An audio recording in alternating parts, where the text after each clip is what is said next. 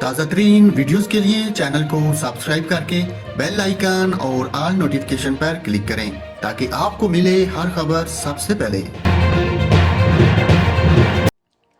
اور ناظرین آپ کو بتائیں 16 اپریل سے پیٹرولیم مصنوعات کی قیمتوں میں رد و بدل کے حوالے سے یہ خبر سامنے آئی ہے کہ اوگرا نے پیٹرول کی قیمت 83.5 روپے فی لیٹر تک اضافے کی تجویز دے دی۔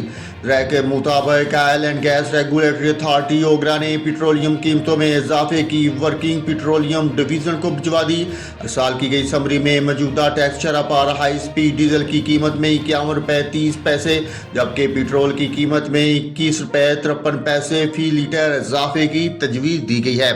ذرائع نے بتایا ہے کہ موجودہ ٹیکس شرح پر مٹی کے تیل کی قیمت میں 36 روپے 5 پیسے، لائٹ ڈیزل آئل کی قیمت میں 38 روپے 99 پیسے فی لیٹر اضافے کی تجویز دی گئی۔ پیٹرول اور ڈیزل پر لیوی 30 روپے اور جی ایس ٹی 17% رکھنے کی تجویز دی گئی۔ ذرائع نے بتایا کہ فل لیوی اور جی ایس ٹی کے ساتھ ہائی سپیڈ ڈیزل کی قیمت 119 روپے فی لیٹر اضافے کی تجویز ہے۔ اسی طرح فل لیوی اور ٹیکسز بنیاد پر پیٹرول کی قیمت میں 83 روپے 50 پیسے فی لیٹر اضافے کی تجویز ہے۔ فل لیوی اور ٹیکسز کی بنیاد پر مٹی کے تیل کی قیمت میں 77 روپے 56 پیسے، لائٹ ڈیزل کی قیمت میں 77 روپے 31 پیسے فی لیٹر مہنگا کرنے کی تجویز دی گئی ہے۔